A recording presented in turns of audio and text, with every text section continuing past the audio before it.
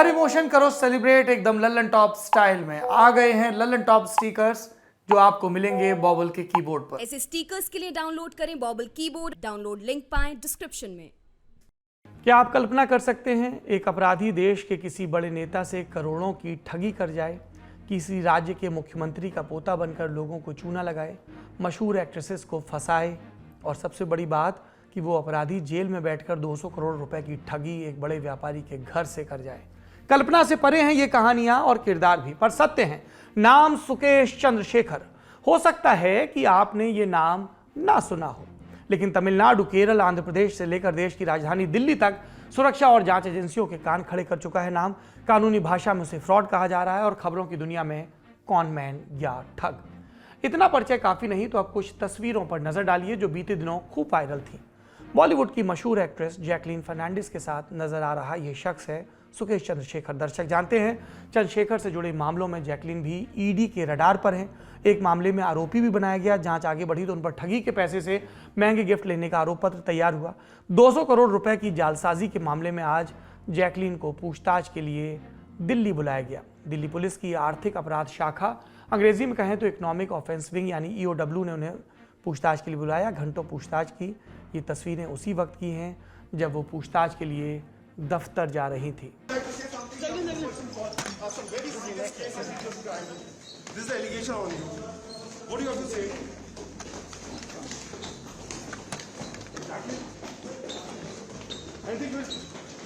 क्या है पूरी कहानी?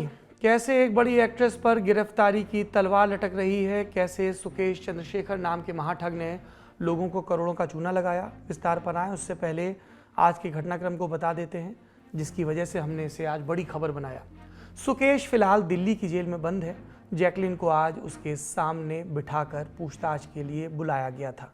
सूत्रों के मुताबिक जैकलीन से कुल 39 सवाल पूछे गए। मसलन वो सुकेश को कैसे जानती हैं, उनकी बैंक डिटेल्स क्या हैं, क्या वो ठगी में शामिल थीं, ऐसे सवाल।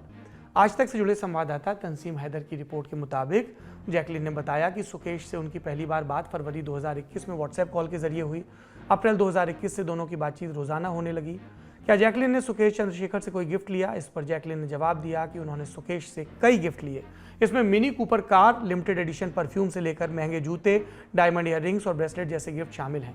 हालांकि जैकलीन ने यह भी कहा कि उन्होंने मिनी कूपर कार वापस लौटा दी थी। जैकलीन ने दिल्ली पुलिस को बताया कि जून 2021 में वो पहली बार सुकेश से मिली थी। सुकेश ने जैकलीन को मुंबई से चेन्नई लाने के लिए प्राइवेट जेट भेजा था। चेन्नई के हयात होटल में मुलाकात हुई। अगले दिन प्राइवेट जेट से वो वापस मुंबई लौटी। एक हफ्ते बाद फिर से दोनों की मुलाकात हुई। जैकलीन ने यह भी बताया कि वो प्राइवेट जेट से 2 बार केरल भी गई। सुकेश ने उनके लिए एयरपोर्ट से होटल के लिए हेलीकॉप्टर राइड भी बुक की थी। जैकलीन का दावा है कि सुकेश से उनकी आखिरी बार 8 अगस्त 2021 को बात हुई थी। ये तो हुई आज की कहानी। अब जरा इस पूरे खेल के विस्तार को समझते हैं। इंडिया टुडे मैगजीन के 21 सितंबर वाले अंक में कवर स्टोरी छपी है जिसे कौशिक डेका और मुनीश चंद पांडे ने लिखा है। मोटा अनुमान है कि सुकेश चंद्रशेखर पिछले 15 साल में करीब 1000 लोगों को कम से कम 500 करोड़ का चूना लगा चुका है। ये आंकड़ा उसके खिलाफ 6 राज्यों आंध्र प्रदेश, कर्नाटक, तमिलनाडु, केरल, महाराष्ट्र और दिल्ली के पुलिस थानों में दर्ज 30 से अधिक मामलों की रकम का मोटा मोटा जोड़ है। दिलचस्प बात यह है कि उसने अपनी सबसे बड़ी लूट जून 2020 से मई 2021 में दिल्ली की रोहिणी जेल में बैठकर की। आखिरी गिनती में उसके पास 18 करोड़ रुपए की 85 घड़ियां और 35 करोड़ रुपए कीमत की 54 कारें थी। उसने ये महंगी ऐशो आराम की चीजें देश के इतिहास में सबसे शातिराना किस्म की ठगी से हासिल की। सुकेश चंद्रशेखर तमिलनाडु के मदुरई का रहने वाला है। पिता विजयन चंद्रशेखर रबड़ के ठेकेदार और पार्ट टाइम मैकेनिक थे। मां माला गृहिणी। बिल्कुल सामान्य सा मध्यवर्गीय परिवार। शुरू में ये लोग चंद्रा लेआउट इलाके में किराए के मकान में रहते थे। सुकेश के माँ बाप ने इकलौते बेटे को अच्छी शिक्षा दिलाने के लिए उसका नाम शहर के बाल्डविन बॉयज हाई स्कूल में लिखा दिया। स्कूल के सहपाठी बड़ी आलीशान कारों से आते और सुकेश को उसके पिता स्कूटर से स्कूल छोड़कर जाते। जानकार बताते हैं कि तभी से उसके दिमाग में अमीरों वाली जीवन शैली के ख्वाब आने लगे। पहली ठगी तब हुई जब वो बालिग भी नहीं था। 2006 में एक चिट्ठी पर तत्कालीन पुलिस कमिश्नर के फर्जी हस्ताक्षर कर लिए जिसमें लिखा था कि उसे कर्नाटक में कहीं भी कार और बाइक चलाने की इजाज़त है। लोगों को लगा कि माँ बाप भी इस जालसाजी में शामिल हैं। पहली ठगी के मामले सहित 3 बार सुकेश के साथ वे भी गिरफ्तार किए जा चुके हैं। 2007 में सुकेश और उसके माँ बाप को 76 साल के एक बुजुर्ग से 1.15 करोड़ रुपए की ठगी के मामले में गिरफ्तार किया गया था। उन लोगों ने उस मजबूर शख्स से वादा किया था कि वो बेंगलुरु डेवलपमेंट अथॉरिटी के अधिग्रहण किए उनके प्लॉट को छुड़ाने में मदद करेंगे और एक अपार्टमेंट बनाने के लिए विदेशी निवेश भी जुटा लाएंगे। ये सुकेश के खिलाफ पहली बड़ी ठगी का मामला था। हालांकि परिवार को निचली अदालत से उस मामले में रिहाई मिल चुकी है। सुकेश अपना शिकार बहुत सावधानी से चुनता, पहले पूरी जानकारी करीने से इकट्ठा करता। दिल्ली पुलिस के एक अधिकारी ने बताया कि अमूमन वो अपने शिकारों के बारे में उनसे ज़्यादा जानता था। प्रमुख रूप से वो उन्हीं लोगों पर जाल बिछाता जो लालची थे या कोई काम कराने में दिक्कत का सामना कर रहे थे, मसलन ठेके का काम हो या अदालती मुकदमा या स्कूल में दाखिला। कभी वो बड़ा अफसर बन जाता, कभी उद्योगपति, तो कभी नेता का रिश्तेदार। एक वक्त में वो खुद को तमिलनाडु के मुख्यमंत्री रहे करुणानिधि का पोता भी बताता था। जालसाज इतना बड़ा कि लाल बत्ती वाली लग्जरी कार से चलता और किसी को भनक तक नहीं लगती। उसने 2015 में लीना मारिया पॉल नाम की मलयालम फिल्मों की एक्ट्रेस से शादी की। सुकेश लीना को भी जालसाजी का शिकार बनाना चाहता था। आगे मोहब्बत हुई तो मंजिल शादी से जेल तक पहुंची। लीना भी कई मामलों में सुकेश के साथ आरोपी रह चुकी है। ईडी के जांच अधिकारियों ने जब उसका कच्चा चिट्ठा खोलना शुरू किया तो पता लगा वो नेताओं, कारोबारियों और एक्टरों को बड़ी आसानी से झांसा देता है। इसकी वजह जाननी चाहिए तो पता चला उसकी चिकनी चुपड़ी बातें। वो अंग्रेजी, हिंदी, तमिल, कन्नड़, तेलुगु, मलयालम जैसी कई भाषाओं में पारंगत है। अपनी बात मनवाने और डोरे डालने में उस्ताद, मेलजोल में माहिर, जिसकी नकल करना चाहे वैसी आवाज़ और अंदाज में भी उस्ताद। कई बार उससे कड़ी पूछताछ करने वाले अधिकारी भी धोखा खा जाते हैं। एक बार बेंगलुरु में जालसाजी के वक्त पकड़ा गया तो उसने मिलने के बदले फ़ोन पर झांसा देने की बेहतर तकनीक पकड़ ली। थोड़ी बहुत टेक्नोलॉजी की जानकारी के साथ उसे सारी चालबाजियां आती हैं। फर्जी पहचान पत्र का इस्तेमाल करता है, आवाज़ बदल लेता है और सरकारी दफ्तरों से फ़ोन किया करता था। जिसको भी शिकार बनाना होता उसे तो वो पूरी तरह इस भरोसे में ले लेता मानो सच में उसे किसी IAS ऑफिसर ने फ़ोन किया हो।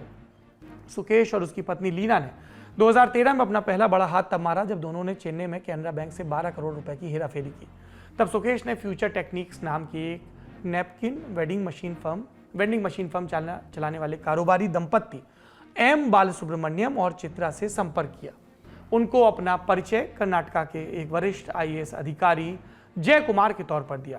झांसा क्या दिया? ये कि वो सरकार की एक मुफ्त नैपकिन योजना में कंपनी को भागीदार बनाने वाला है। उन्हें 132 करोड़ रुपए का कॉन्ट्रैक्ट देने का वादा किया। कंफर्म करने के लिए जब कंपनी मालिक बालासुब्रमण्यम ने दिए गए लैंडलाइन नंबर पर फ़ोन किया तो अधिकारी के सचिव के तौर पर सुकेश की पत्नी लीना ने फ़ोन उठाया। कंपनी मालिक को भरोसा हो गया। इस पर सुकेश ने एक पेज फंसाया। बोला 132 करोड़ का कॉन्ट्रैक्ट तभी मिलेगा जब वो 19 करोड़ रुपए जमा कराए। इतने रुपए थे नहीं तो व्यापारी ने केनरा बैंक से लोन मांगा। लोन नहीं मिल रहा था, सुकेश ने बैंक मैनेजर को भी झांसे में ले लिया। फर्जी सरकारी कागज दिखा, ये भरोसा दिला दिया कि कंपनी को बड़ा टेंडर मिलने वाला है। लोन पास हो गया। जबकि बैंक के बड़े अधिकारियों को जब भनक लगी तो खाता सीज किया गया, लेकिन तब तक सुकेश 12 करोड़ रुपए के बारे न्यारे कर चुका था। कई बार वो पकड़ा भी गया इन सब हरकतों में। जमानत मिलती थी उसे, फिर वो नए शिकार की तलाश में लग जाता था। यहाँ तक कि तमिलनाडु के बड़े नेता TTV दिनाकरन 2017 में सुकेश के जाल में फंस चुके हैं। सुकेश को पता था कि शशिकला के भतीजे दिनाकरन किसी भी तरह से जयललिता की विरासत को हथियाने के लिए बेचैन है और अपनी पार्टी AIDMK के 2 पत्ते वाले निशान को हासिल करने के लिए कुछ भी करने को तैयार है। सुकेश ने इसका फायदा उठाया। उसने दिनाकरन से संपर्क किया, बताया कि वो चुनाव आयोग के अधिकारियों को जानता है और 50 करोड़ रुपए खर्च करके वो उन्हें दिनाकरन के पक्ष में फैसला करने के लिए राजी कर सकता है।